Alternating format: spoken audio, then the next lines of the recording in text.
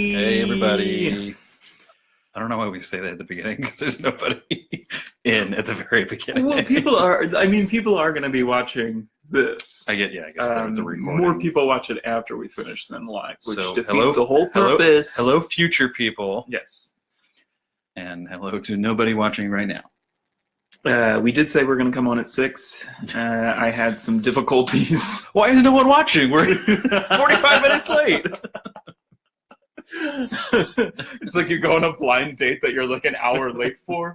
She's not stood- here. she She's stood up. We share it. Oh, true. I'll do the same, or I'll talk while you're doing that. But yeah, it's the last live video of the year. That was creepy just to hear my voice coming out of the ether. And it might be our last live video ever, because Net neutrality. Yeah, mm-hmm. So yeah, really got some mileage out of that for the Ladybird. It wrote Social our media descriptions post, for us. It was relevant, and sometimes when episodes don't have like a standout joke, I'm kind of like, what can encapsulate this or whatever. But Right, yeah, you shared. Your turn. getting to the end of that 2017. The dumpster fire of a year. Mm-hmm. We thought 2016 was bad. They're taking our internet away. Yeah, all that happened was celebrities died in 2016. We thought that was bad. Oh, musicians that we haven't listened to this year died. Damn it! What could be worse than this? They had to ask. Mm-hmm. I guess we didn't do a live video last time we recorded, so I guess apologies for that. I was very hungover, and I was like, Joe, is there any way we can just not do the live video to cut down on the amount of drinking that I have to do while hungover? Right, yeah. So yeah, I guess the last one was here at this banger apartment. And we're back for another banger. Banger and banger. I'm watching. I put my beer down too hard, and I'm watching to make sure it's not gonna I'm trying to think of like what explode. we Let's catch up on all the new sexual assault allegations. That's just what this live video is. Yeah, New ones every week. But there's been, I feel like a lot of what we would have talked about in our last live episode, I don't know, I can't even think of what we would have talked about that's maybe probably old news by now. Like it was probably like, Star Wars is coming out, guys, and now we have a Star Wars review coming out this week, and we're really seeing all of the Oscar Best Picture movies really make a push to the theaters, besides like The Post and even that really comes it. out. I think that's out like the 20th of December, maybe. Oh wow, really? That doesn't sound like a right date, but I guess it's the next theater weekend. It should be out. But I'm watching people on like Maybe my it's the 22nd. Facebook and Letterboxd feed already reviewing Call Me by Your Name and The Shape of Water, and it's just it's getting excited. I'm glad that we don't have to review. I mean, Exciting. apart from Star Wars, there's not really any blockbusters that we have to review, I don't think, until Mm-hmm. the year's pretty much done. Well, definitely till the year's done, but until like the film year is done. We're really just going to be doing Oscar stuff for the rest of the 2017 quote-unquote season until the awards ceremony. But yeah, we got a lot of cool stuff coming out. We're doing The Disaster Artist and Star Wars tonight. I feel like we're going to get to at least The Shape of Water, The Post, Mm-hmm. Darkest Hour, whenever that comes out. Yeah. That might be soon. And then Mudbound, possibly. Mm-hmm. It's tough. We're in like the early stages of like the awards that lead up to the Oscars starting to get their nominations announced. Like I started to input some of that data into my nerdy spreadsheets about the Oscars. Yeah. It's coming out with some interesting stuff. I guess we already got to Lady Bird, but that seems to be a favorite. And I feel like there's going to be a late year push for The Big Sick now that it got nominated for, what was it, Critics' Choice or no, SAG. They got nominated for Best Ensemble at SAG. It's a lot Screen Actors Guild. We haven't talked about this, but I feel like there's a lot of people that think Get Out's going to. I feel like there's been a push for that. Like that's in a lot of like number one slots. That could.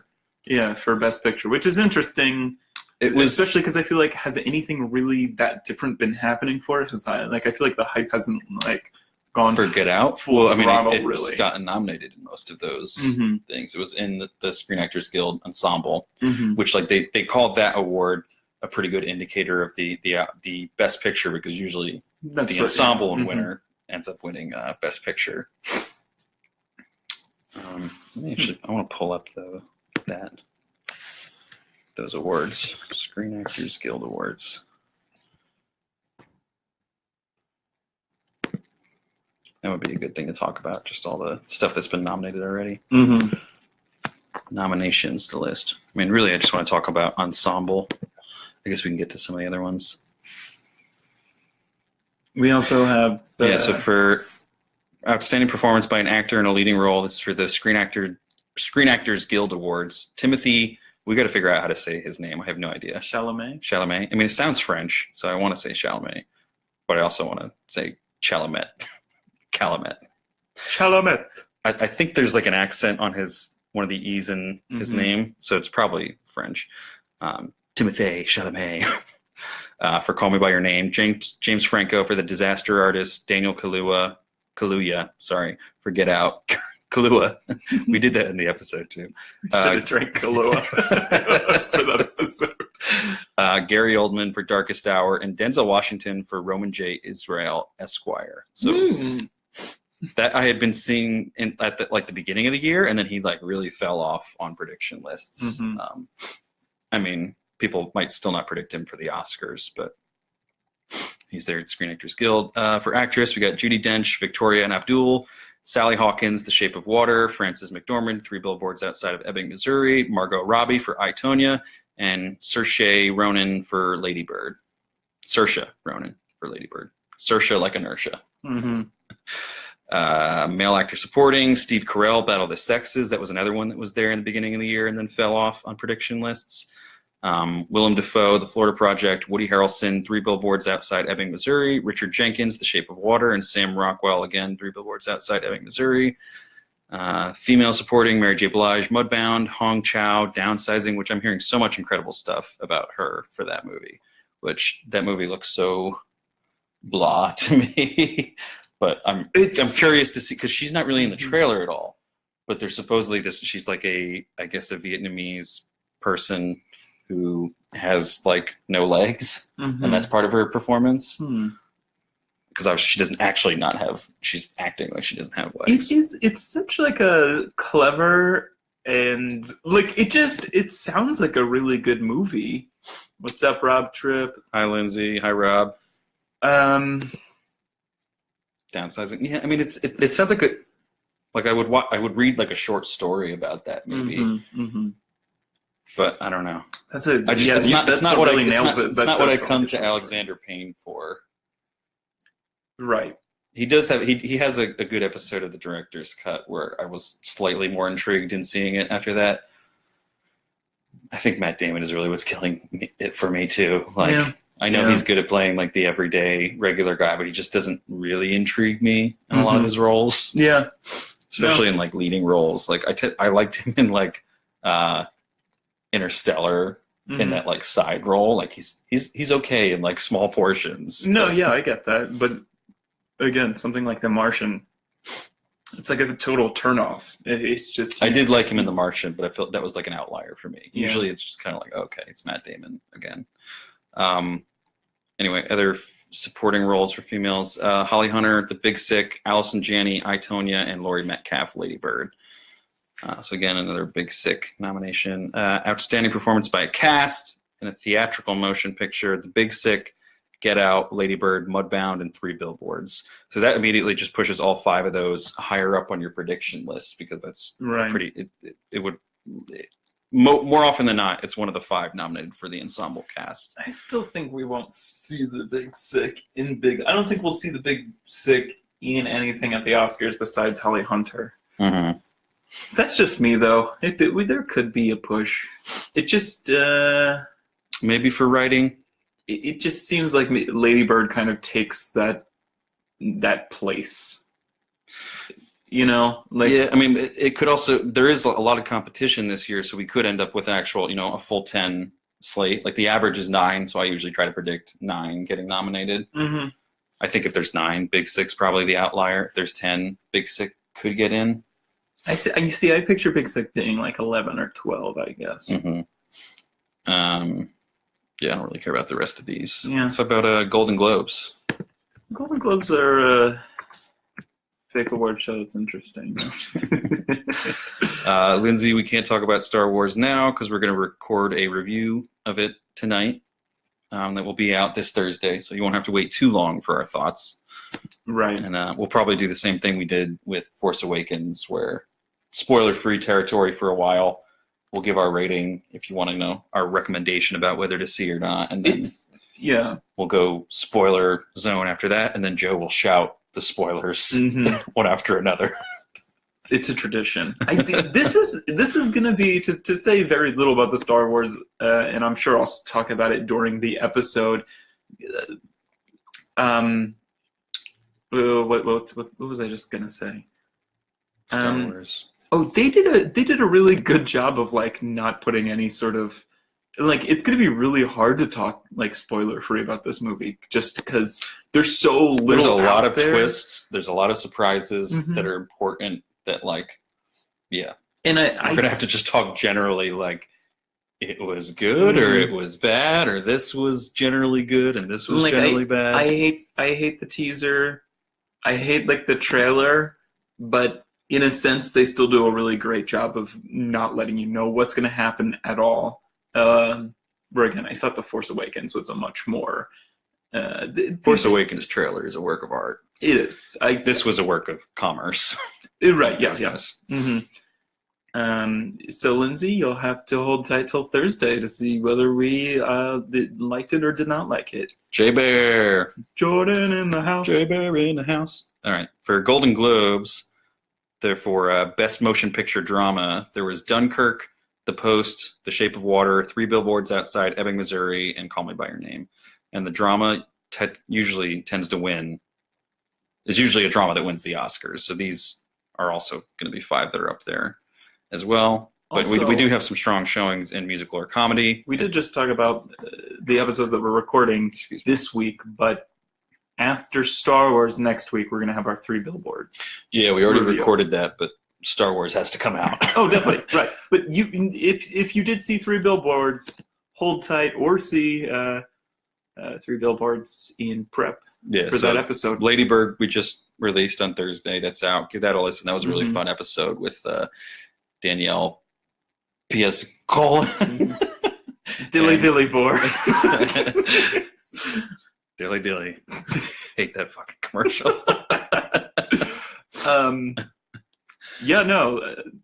If you guys haven't checked out Kristen. Kristen. A 16-year-old Trump supporter who really liked Anomalisa that we had on our podcast. I forgot how funny that episode It's a really good episode. You guys should check that out. So there's that. Star Wars this week. 3 Billboards Outside Ebbing, Missouri the week after that. And then The Disaster Artist the week after that. We got a return guest for Star Wars. You guys will find out soon. One of our favorite guests from the past.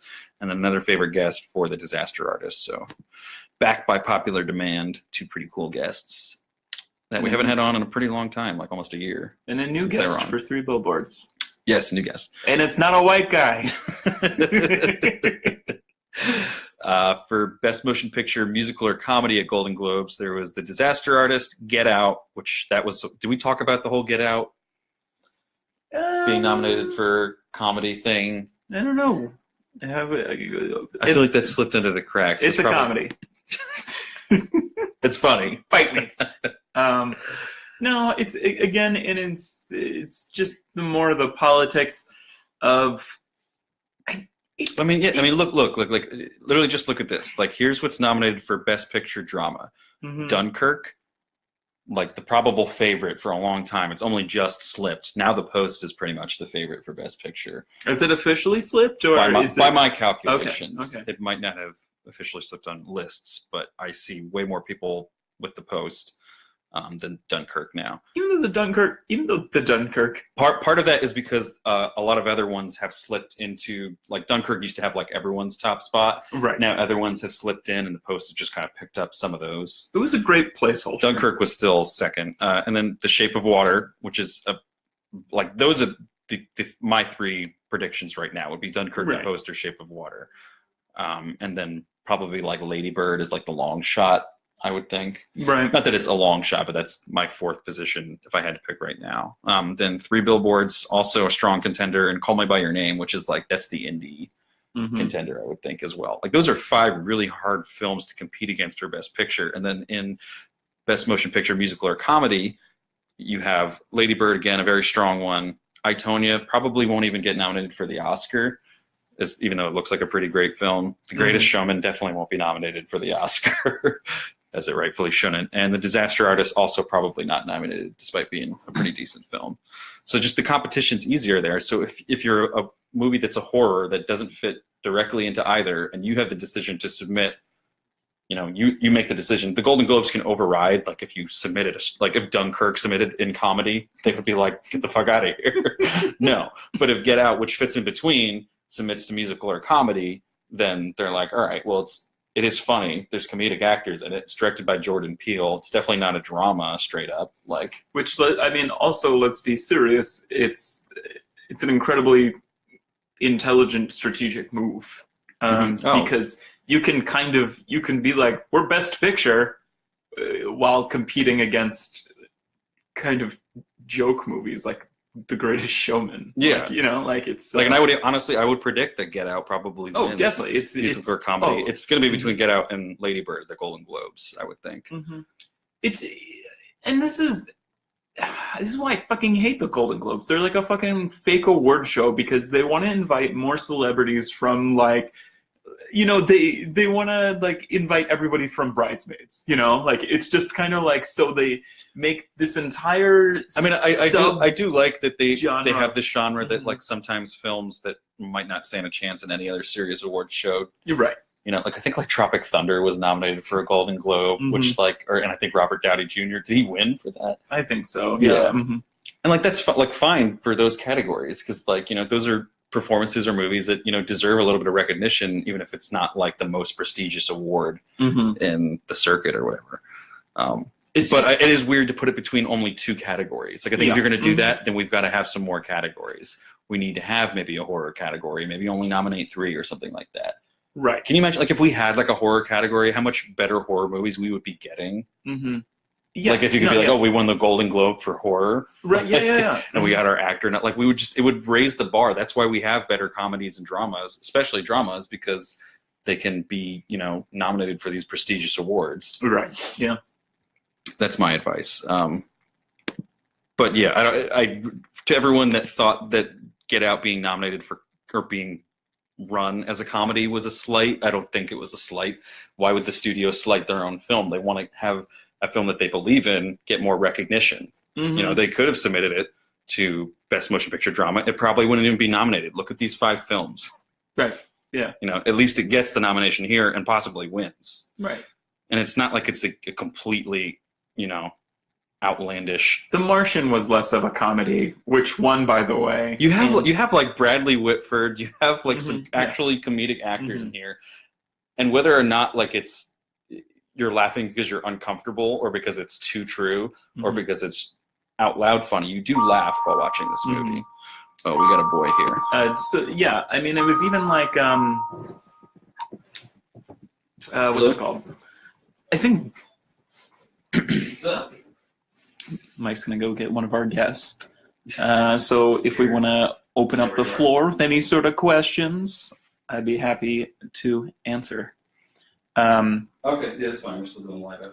But yeah, to continue with what I was saying about Get Out, is that I think even Jordan Peele, the director, was like what the heck, like why is the studio, nominating my film, my Golden Globe film, or nominating my film for a comedic Golden Globe. And sorry, I'm just distracted by Mike on the phone right now. All right, that's fine. Just give me a call when you get to Main Street. All right, see you soon. But is he here? Or? No, he's letting me know he's running late. Oh, okay. I was trying to talk while you were talking. I just got distracted. But what I was saying is, it's funny because it's all in control of the studio. And Jordan Peele was a little like outraged by it. He made a whole big Twitter stink. And then which reminded me of like when Ridley Scott like went onto the stage at the Golden Globes. And he's like, apparently The Martian's a comedy, like, and that was his acceptance speech. Like, it's funny how like the studios are kind of moving all the pieces. Yeah, that was a point that I wanted to make that I've been trying to make since you left. But yeah, and I guess I can sort of understand like maybe he should have been allowed more of a say in that. Like if he thinks that it being nominated as a comedy is a slight and it is against the vision of the movie. Mm-hmm. Then maybe the studio could have respected that, but I don't think they were doing it as a slight. Like, I don't think it was like, fuck you, Jordan Peele, stay in your place. We all laughed at your torment. And I don't think they were putting it there because it's where it stands the best chance of winning an award. And they're right, and it's probably going to win an award because of it. It was. And I don't know. I would personally rather see a great film like Get Out win an award in the comedy category where it sort of applies rather than in the drama, where I don't really think it's a drama. I mean, I guess there is drama in horror. It's also like, why are comedies and musicals competing against one another? You know, like it's like the Daniel Day-Lewis like 9 or whatever. Remember that? That was a weird musical though. That was like a drama musical. Right, I know, but but still, I mean, it's just funny that competed against like all the. Well, top I think their whole thing was just like musicals. It's maybe harder to have a musical compete against a drama. Yeah. Especially something like The Greatest Showman, where a lot of work does go into it. It's kind of a forgotten genre in film around now. Mm-hmm. So they want a place for it to be recognized. But it's the lyricist from La La Land. Shut up! I don't fucking. I'm so annoyed by that trailer already. Oh my gosh! Just the way it starts with like Hugh Jackman, like, "Ladies and gents, this is a moment you waited." Oh, that's like a new addition to the trailer. So I like why. Like, I don't mind some of the songs that are clearly going to be like the singles, like, look out, 'cause here I come. They're fine, they're catchy. And a beating drum. No apologies, this is me. What's a showman? Well, I just invented it. Huh? How about that? Showmanship. It's just like... Yeah. He annoys me so much in that trailer, and it's just so funny because like he had one of my other favorite performances of the year in Logan. Yeah. Like he's so good when he plays those like darker, grittier roles, but when he plays this kind of like got my American accent on now, and just doesn't really work as well. I look at like a lot of that cast, and I'm just kind of like, why did you guys sign up for this? But I mean, yeah, I think they were thinking like, well, La La Land came close last year. Right, yeah. Mm-hmm. We'll be here for his next try. It was also before we saw the trailer for that. I think we were kind of like taken aback. Like we were like, oh, like this might do something. Like this might be this seems like an Oscar kind of baity movie. Anything that's a musical. Oscars will give musicals a chance. Yeah. For Best Performance by an Actress in a Motion Picture Drama for Golden Globes, we have Jessica Chastain for Molly's Game, Sally Hawkins, The Shape of Water, Frances McDormand, 3 Billboards Outside Ebbing, Missouri, Meryl Streep, The Post, and Michelle Williams, All the Money in the World. I'm bored by Meryl Streep being nominated. Yeah. I can't remember. Did she get nominated for... What was the movie last year? The Bad Singer, Florence Foster Jenkins. Yeah, she did. Oh, okay, I think so. All right. At least scratch that. I was going to be mad if she didn't get nominated for that, but she gets nominated for this. She gets nominated I'm playing for everything. an important, but like it made sense for Florence Foster Jenkins because it was like this actual character that was outside of Meryl Streep. Yeah. I get mad when like she gets nominated for stuff that's just like, well, she was just playing an important woman of that age. You know? Yeah. Sally Hawkins probably wins this. Yeah. Maybe Frances McDormand gives her a run for her money. But you never know at the Golden Globes. They like to just be like, aha! What about this one? It really is. It's the fucking foreign press. They're just kind of, we love Brad Pitt! There was a surprising amount of nominations for All the Money in the World, which makes me very intrigued to see that, because that was the movie that Kevin Spacey was... That's just Golden Globes hype, though, isn't it? Though? Was booted off of. And then Christopher Plummer replaced him, and they had to reshoot all his scenes in like a couple And he's weeks. nominated. And now they've got a trailer out, and the film's going to come out soon. I think it's this month it comes out. And he's nominated, and Michelle Williams is nominated, and I think Ridley Scott is nominated for Best Director. We'll see when we get down there. But Mark Wahlberg got totally overlooked, right? Zac Efron's triumphant return to musicals. He's getting his head in the game. Best performance by an actor in a motion picture drama at the Golden Globes, Timothée Chalamet. Call Me by Your Name. Chalamet. That's what I've been thinking every time I say it. What is he actually saying in that? Chalamet. Oh, Chalamet. Chalamet. Chalamet. Daniel Day-Lewis in Phantom Thread. Tom Hanks. And Tom Hanks. That was an actual mispronunciation we made before. Tom Hanks. Oh, Tom Hanks. Tom Clanks, too. Tom Clanks. Gary Oldman, Darkest Hour, and Denzel Washington, Roman J. Israel, Esquire, again. So that's leading me to believe that he's probably going to get nominated for the Oscars. Load more. Nothing too surprising here, really, besides Denzel. What's your most anticipated film that we still haven't seen yet? I think Call Me by Your Name is definitely at the top. It seems like something I'd like. I mean, it's a close second is The Shape of Water, but I can see myself not liking that movie, you know? I think I'm more excited for Shape of Water after I listened to the Guillermo del Toro director's cut, and everything that he said in that made me really excited to see that. And I'm not really a huge Guillermo del Toro fan, which I think was part of my hesitation about it, but just seemed like he had a good head on his shoulders when he made that. He's just let me down a lot. I'm excited for pretty much everything that is in this category right here that we just read for Best Performance by an Actor. Like Call Me by Your Name, I definitely want to see. Phantom Thread, I love Paul Thomas Anderson, so I'm excited for that. The Post, I feel like it could be a good return for Steven Spielberg. I obviously love Tom Hanks. I'm intrigued by Darkest Hour. I don't think I'm gonna like love it. It might be trying a little bit too hard. Yeah, it's but I do love Gary Oldman, and he's reuniting with, I think it was the guy from Tinker Tailor Soldier Spy. It is, yeah. He's working with again. I could be wrong about that though, but I think it is. I don't know. That sounds right. He did something else this year, maybe. We'll look it up later. And then I loved Nightcrawler, and that's the guy who's doing Roman J. Israel, Esquire, and I love that trailer. And obviously Denzel. So I don't know. Everything in this category excites me. I don't know. I was really excited for 3 Billboards. And then as you guys will find out in a couple weeks, I was a little bit let down by that. Yeah, next week. And I wasn't too excited for Lady Bird. And as you guys found out last week, I ended up fucking loving Lady Bird. So I'm not too sure what to think about some of these movies coming up. Yeah, Darkest Hour and Roman, there's like zero interest. But, you know, if I not even for Roman at all? Well, you haven't seen Nightcrawler yet. No, I have seen Nightcrawler, and I love it. I just think Roman looks boring.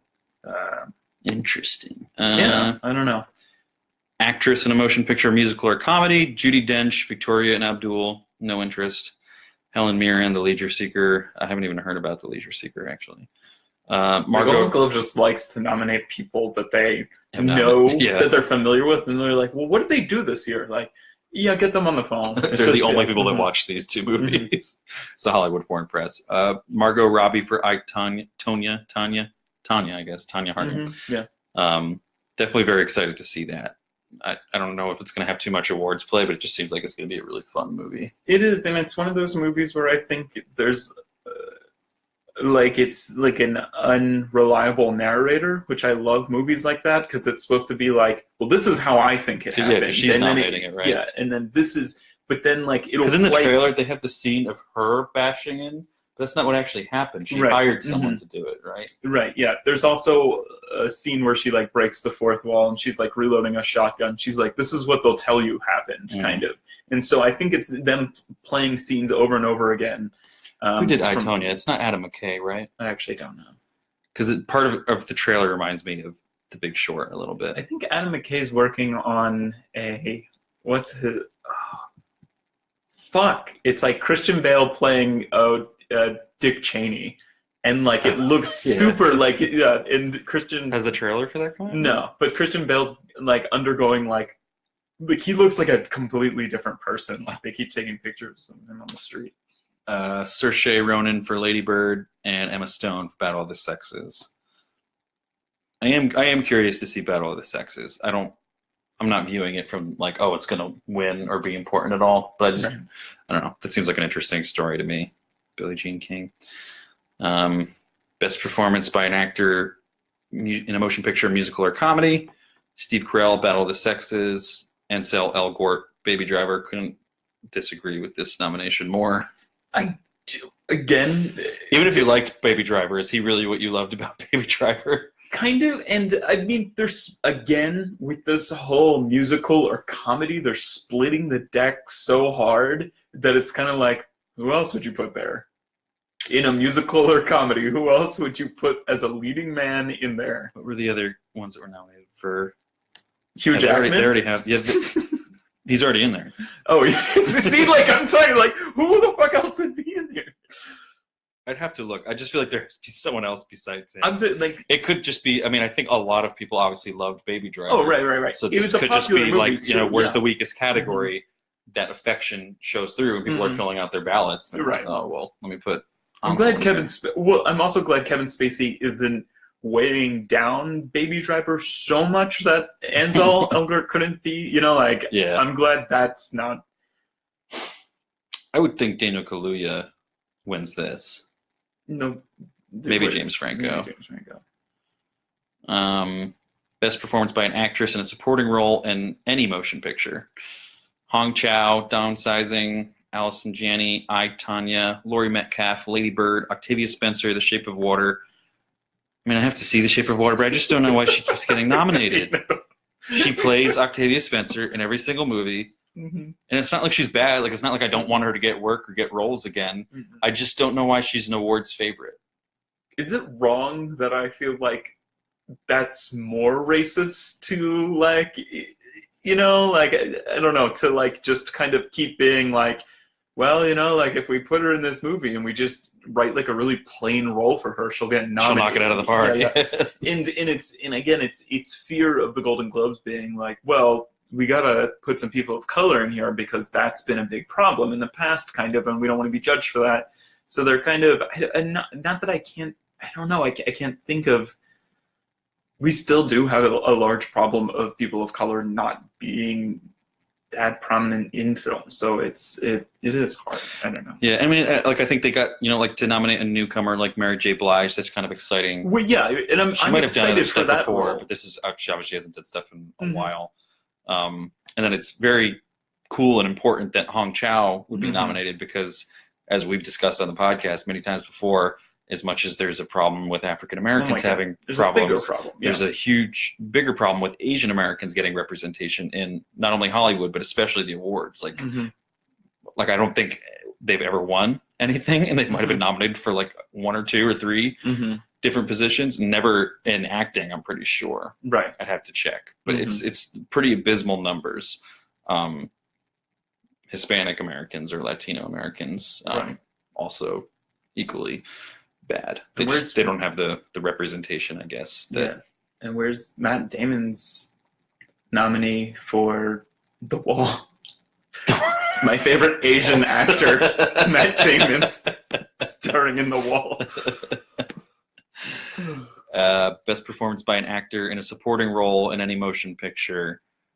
I'm kind of surprised to see that Willem Dafoe is the supporting role in this movie for the Florida Project. I guess the girls in it would be the lead Mm-hmm. roles, Yeah. but he's like in all the marketing for it. And I mean, I guess you can't really put the girls on Jimmy Kimmel or whatever. Ooh, I hate when that happens though. Like I feel like a lot of sometimes you get a lot of like female nominations where you're like they weren't really the lead. I don't know. I just have like a very specific idea of what a leading actor or actress looks like, Mhm. kind of, and I think that's appropriate to put because he's not like he's just kind of like a side character from what I know of the Florida Project. I could be wrong, but I don't know.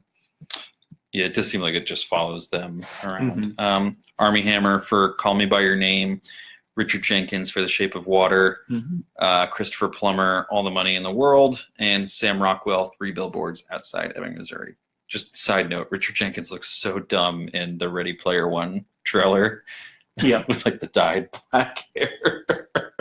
Like he looks like he's like, hello, fellow youths. Do you want to meme? It's just like this youthful looking hair with his old ass face. I do like Richard Jenkins though. Yeah, I guess the most interesting nomination here is Christopher Plummer, as we said before.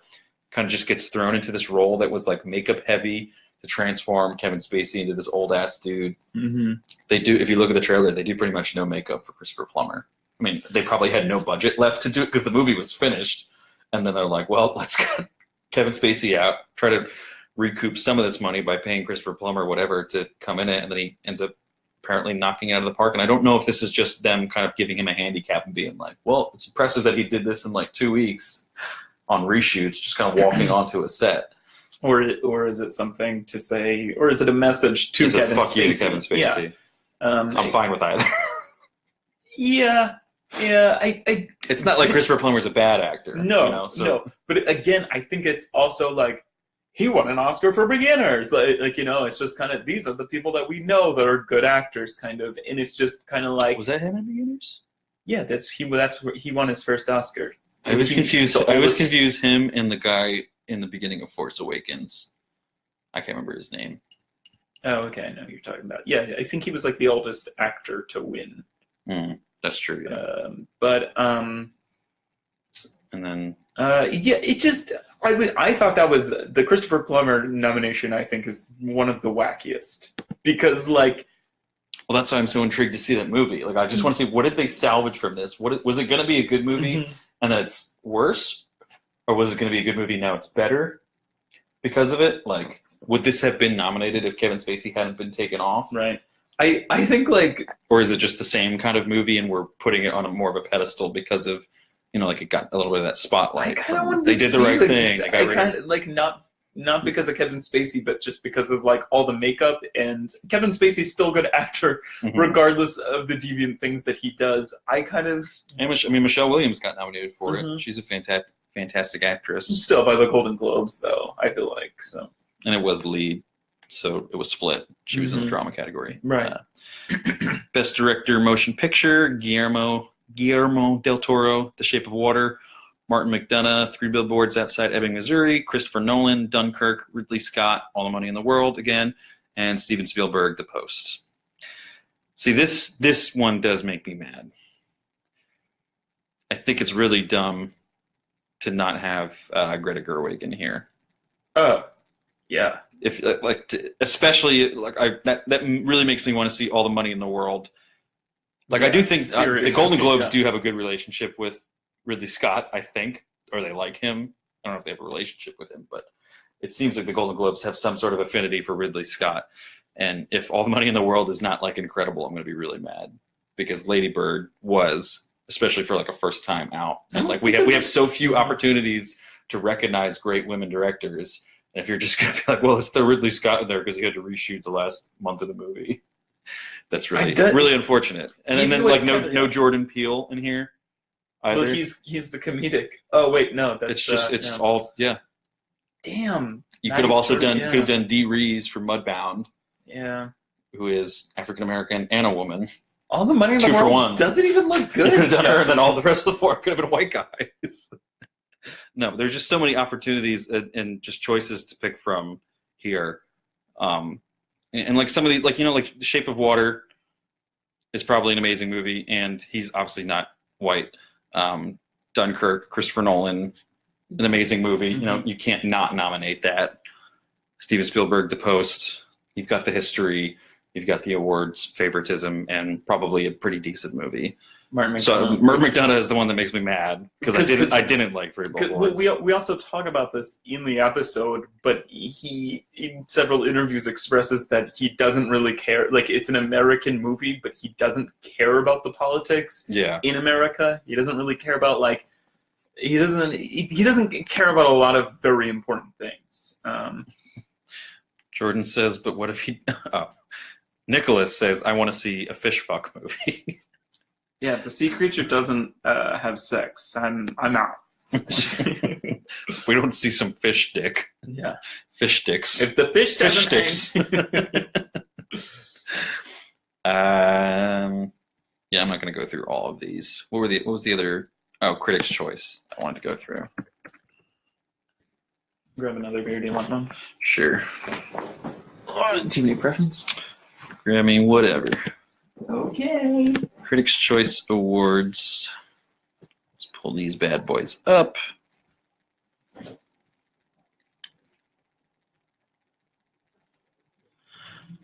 They have a much less visually appealing announcement page. So the film nominations for the 23rd Annual Critics' Choice Awards for Best Picture.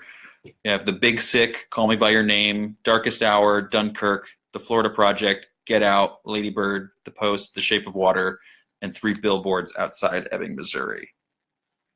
I'm trying to think what's left. I guess Mudbound is left off there of these sort of awards favorites. And The Big Sick gets in for that one, which is what makes me think The Big Sick, if there is 10, gets in. So have you watched anything recently from that was released in 2017 that you enjoyed? I feel like I did just see something. I have to refer to my Letterboxd. I saw, there's been a lot, yeah, I'd have to look at my letterbox too, but there's been a lot that I've watched. If you go on 2 documentaries that I recommend that are on Netflix right now, they're 2017 films. I was just talking about this one the other day. There was Icarus, which is wild. It starts as like a Super Size Me of doping. Somebody it's a filmmaker who's very avid, like amateur, like bike racing guy, very like whole, very brought down by the whole like Lance Armstrong thing and all this, and he's just like, everybody in sports is getting away with doping. He's like, I want to do the Super Size Me thing where I can dope and get better for my amateur bike race and also get away with it, kind of, while being tested. And so he has like this American guy aid him, and then he's like, I don't want my reputation to get fudged by everything that I'm doing here in this documentary, so I'm going to refer you to somebody from Russia. He's like the top doping guy. And getting involved with this guy, he gets involved with some very powerful players in Russia, because this guy's kind of in hot water at the time that he becomes friends with him. And it really turns...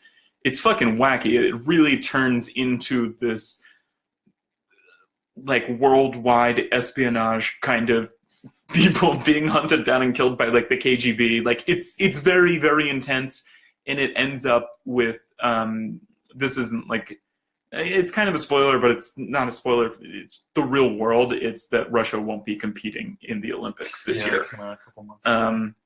Yeah, and that's because that was on Netflix. Or? Yeah, that's on Netflix. I think is it a Netflix documentary, or they just it's a it's a Netflix documentary. I think they purchased it from a film fest, and I think like right now it's 5th or 6th prediction for best documentary on like Gold Derby. Mm-hmm.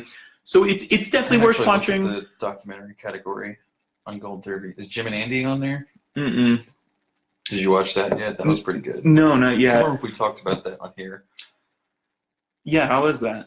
It's good. Like if you, it's literally just like a talking head with Jim Carrey. Mm-hmm. I think it's Judd Apatow, and some of the other people are asking, like I think he's the producer, Judd Apatow, and there's the director is probably asking some questions too. Mm-hmm. And then it's just him basically narrating via the questions he's answering, with all this footage that they're now allowed to release. There's a few other talking heads, but it's mostly Jim Carrey kind of just reflecting on that time. Yeah, that's definitely on my list. But it's like Jim Carrey now, who is this like zen, like just totally bugged out. Not bugged out, just very calm. But right, yeah. He's on something. Yeah, we've seen him on... He has entered another plane. We've seen him on the red carpet. I think the favorite to win Best Documentary this year is the Jane, what's her name? Goodall. Yeah. Goodall. It's just a documentary about her. I don't know what else about. There was another documentary I watched on Netflix. It is called Voyeur, and it's basically, again, it has this kind of like, whoa, like right in the middle of it, but it's about this pretty famous journalist in America who's pretty old, and he's kept in contact with this guy for a really long time, and the guy's finally going through with letting him write this story, and he owns this motel.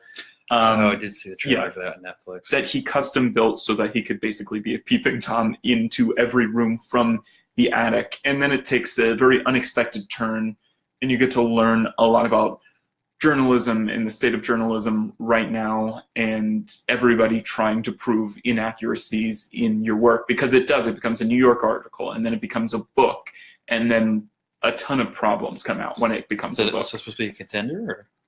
No, this is just a Netflix documentary. I don't think this is supposed to be a contender. It's but probably it's not a really contender, good. but I watched Long Shot on Netflix as well, Okay. which was a documentary. I guess it came out this year. It's really short. It's like 40 minutes. So if you have, a little more time than you would to watch a TV episode, but you don't want to commit to a full movie, it was great for that time period. Mm-hmm. It's just really interesting and touching of a documentary. I don't know that I would have nominated it for awards or anything like that, but it's basically about this Hispanic guy who gets charged with murder of this like 16-year-old girl. Mm-hmm. But he's like, I wasn't there. I was at a Dodgers game. Right. And it's basically were they able to prove that he was at this Dodgers game Right. instead of like, because it was this whole thing where like they asked witnesses to draw like a composite sketch and it looks exactly like him, but there's a little bit of racism involved because he tends to look like if someone was just like draw a Hispanic man, it would look like him. Like he's bald, he's got a mustache. Like Right. there's a bunch of other points of contention. Like they think that he had a soul patch at the time Mm-hmm. in the composite sketch, but he's like, no, like that's just like I have like kind of there's like a shadow Right. of like my lip that shows up here. I don't have a soul patch. I don't have hair there. But there's some really interesting things. He was very fortunate with some of the stuff that happened that day at the stadium that they were able to use to prove that he was there at the stadium. Otherwise, he would have been charged with murder. And it was a death penalty state too, California at the time. Jesus. It was from the early 2000s, I think, maybe late 90s. Nick When is it happened, saying not the documentary. If Jane Goodall doesn't have sex with a gorilla in the doc, I'm not interested. Me too, buddy. The movie that I saw this year that we haven't talked about because I just saw it like last week or so, Gerald's Game. Did you watch that yet on Netflix? I don't even Stephen know. King. Was it Stephen King? It might have been a short story or a book. Yeah, I didn't read yeah. either. Okay. It's with what's her name? She was in Sin City. Carla Gugino, whatever her name is, and that guy that always plays a rich old guy in movies. Oh, okay. Yeah. I mean, I saw the trailer. Mm-hmm. It was really not bad at all. I had a lot of fun watching it. It's scarier than the trailer makes it out to be. Mhm. If you haven't read the book, the trailer makes it out to be like it's just her accidentally strapped to this bed because she was playing a sex game and her husband died of a heart attack, and how do you survive? And it's like a sex pervert's like Castaway or something like that, like surviving for 24 That's hours. still trying to get- interesting. which is I still guess, yeah. interesting. But it's not. There's a lot more to it. It's a lot of it takes place in her head. She's like talking to different portions of her brain, so that it's Mhm. not just her sitting in silence. And there's a lot of psychological stuff about her going crazy that's going on, where she Mhm. doesn't know what's real and what's not. And because of that, there's some like sort of supernatural stuff that starts to happen that's really, really spooky in it. Like, Okay. I kind of got the vibe of that. I didn't get that vibe from the trailer. The trailer makes it seem like just like, oh, there's a dog that might come in and there's a guy who's going to rob her. Yeah, maybe I've heard of the book or something, and that's what I'm taking, or just maybe that Stephen King is. I'm like, yeah, of course, there's a supernatural element involved. Yeah. That is real. I can't stop laughing at the Castaway comparison, where it's like 127 hours like sex. That's a better comparison. Yeah. Stuck between a bed and a hard place. Stuck between a But it wasn't Better too than long. Hard Day. If you guys, it's a good quick movie on Netflix. I thought it was pretty enjoyable. The ending gets definitely a little funky. Mm-hmm. I think that's what most people had complaints with. Mm-hmm. I have a few complaints with the ending, but not enough to really kill it. If we reviewed it on the podcast, it's probably a 3.5 finger movie for me. Okay. I really just liked some of the spooky stuff. It was a good horror movie. Can't in think that of way. anything I've watched since our last live episodes besides Landline, which was actually pretty good. Which was Landline?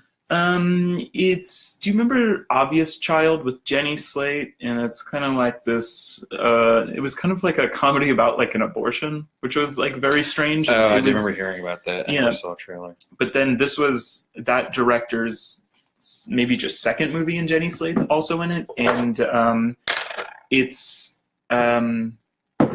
just basically about like this family in Brooklyn in the 90s, and man, I'm having such a brain fart with John from the Night of. Turturro? Yeah, he's the dad, and then Edie Falco's like the mom, and then they have two daughters, like, which are Jenny Slate, who's kind of like in her like late 20s, and she's living with her. This is Landline or Obvious This Child? this you're is talking about? no, this is Landline, and who's living with like her fiance, who she's not like sure about, who's played by like Jay Duplass, and this younger actress who I've never seen before, and she's like really good too. And it's just the dad is cheating on the mom, and then Jenny Slate starts to cheat on Jay Duplass, and it's just this kind of like, how do you move on with a family like after infidelity? And it's also got like a lot of like pretty cool flares of like the 90s or whatever. I kind of ended up liking it. I saw it the same week that I saw Lady Bird, and I strangely liked this like more, kind of. I think, Lady Bird?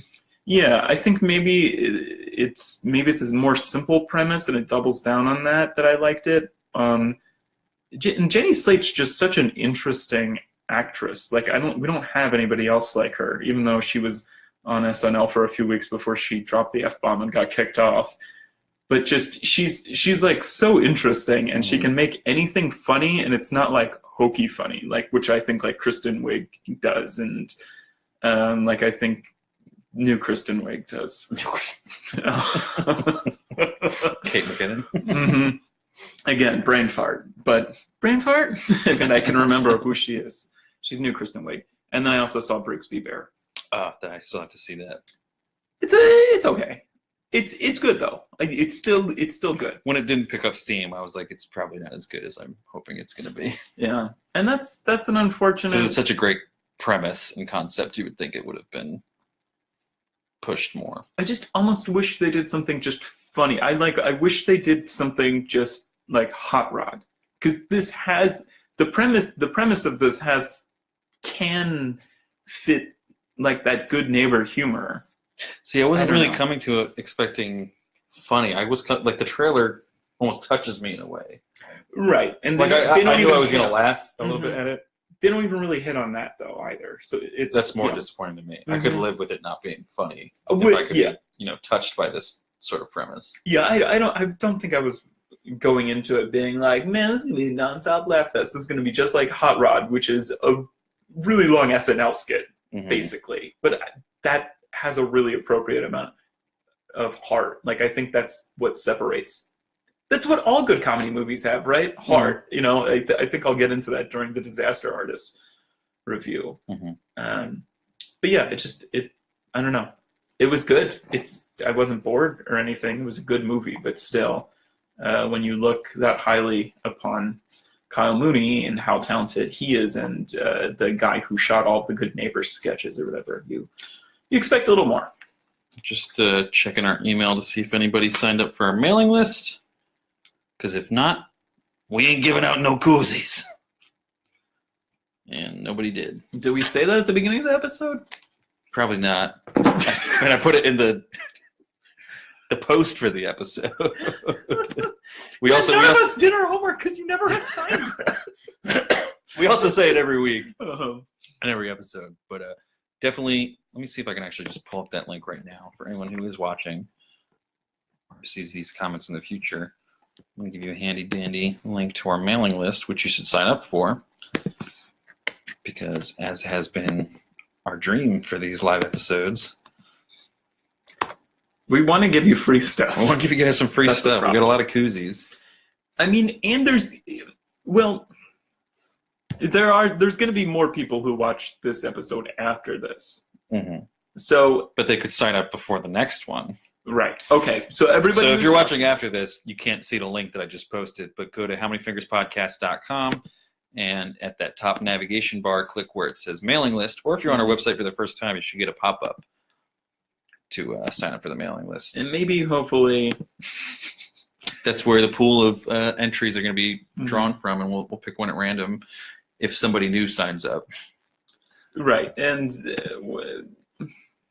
I'll make a point to make a separate post about this. We'll be better, guys. We'll be better. And we hope And maybe you we'll can start. be better. Maybe we'll start on time Mhm.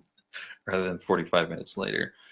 But this is getting into the wee hours of the live episodes. We should cut this off. Yeah, we've been running for almost an hour now. So. So stay tuned for Star Wars: The Last Jedi on Thursday, Mhm. and 3 Billboards the Thursday after that with a special new guest. New guest Who is we not a never white had man. before. Mhm. That sounds like what we would say if it was a white man, but it's really not a white man. There's no white man. And then the week after that, the Disaster Artist with another return special guest. White man. He is a white man. But thanks for watching. Make sure you sign up for the mailing list. Tune in for those episodes coming up. And we'll see you guys in 3 weeks. Bye. Bye.